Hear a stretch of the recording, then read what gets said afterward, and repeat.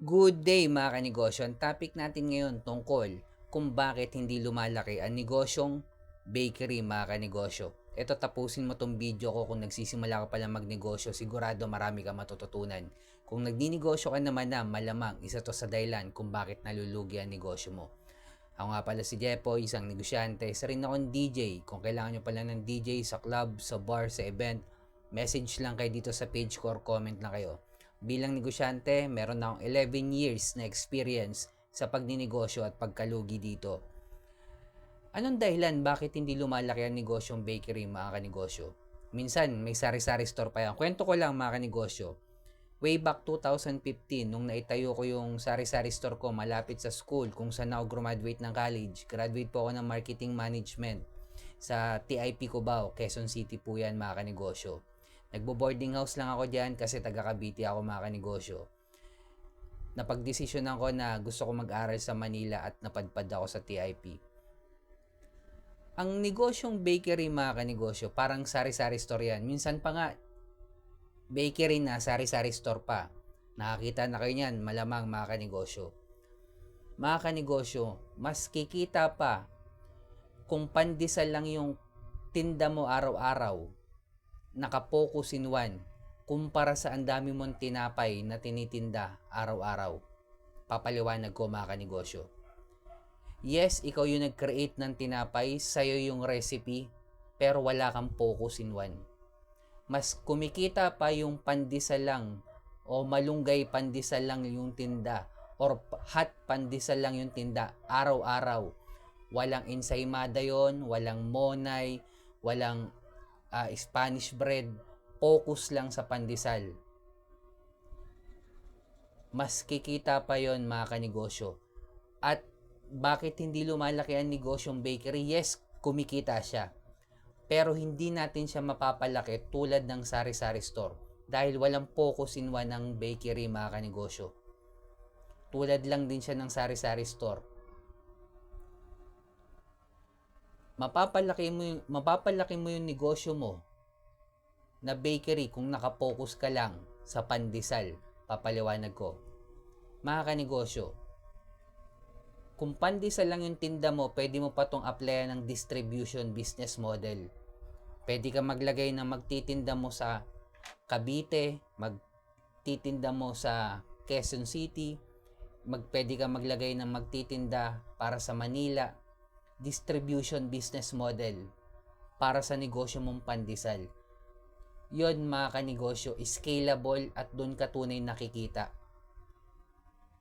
Ang negosyong bakery na maraming pandesal, maraming paninda na iba't ibang uri ng tinapay, hindi natin siya mapapalaki mga kanegosyo dahil walang focus in one.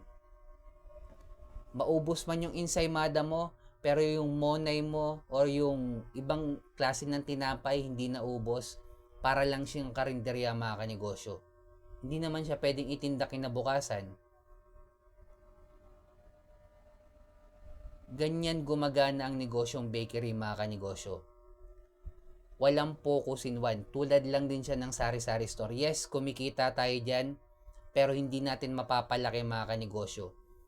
Kung nakapokus ka lang sa isa or pandesal lang yung tinda mo, pandesal malunggay lang, pwede mo pa siyang applyan ng distribution business model.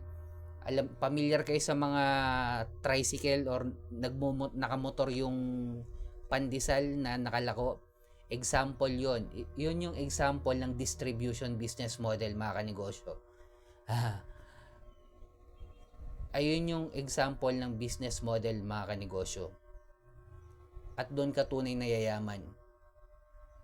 Ang mahirap sa mga negosyante ngayon, kapag nakaranas ng pagkalugi o nakaranas ng kumikita, nag-iisip na yung mga baguhang negosyante o yung matatagal ng negosyante kung anong idadagdag na produkto. Mali mga kanegosyo. Lalo kang malulugi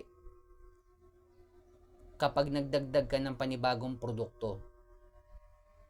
Yes, pwede ka malugi kahit nakapokus in one ka. Pero kung malulugi ka, better na isara mo na lang yung negosyo mo, magsimula ka ulit ng panibagong isang produkto lang. Kesa nalulugi na yung negosyo mo ngayon, magdadagdag ka na naman ng panibagong produkto. Pantapal lang yan mga kanegosyo. Pero hindi mo nasusolusyonan yung tunay na problema. Kung kumikita ka naman, ang ginagawa ng mga negosyanteng kumikita, nagdadagdag ng produkto. At doon sila automatic ma-out of focus. At unti-unti malulugi yung negosyo nilang kumikita. Kaya kung nagsisimula ka pala magnegosyo, lagi kong sinasabi, focus in one. Make sure ikaw yung may-ari ng recipe, ng brand, sa'yo yung produkto, hindi ka reseller. Hanapin yung community ng mayaman, i-scale up yung negosyo natin sa level 2 business model. Applyan lang sa isa sa mga to, distribution, manpower, software, licensing, platform, business model. Pinaliwanag ko na yung mga yan nasa video ko mga kanegosyo, panoorin nyo na lang. At panghuli, kailangan na natin gumawa ng original content dahil kasama na sa trabaho natin to bilang negosyante. Kung dumadanas man tayo ng pagkalugi ngayong may crisis, wag natin kalimutan lagi magdasal mga kanegosyo. Kahit anong religion natin, ingat tayong lahat. Peace.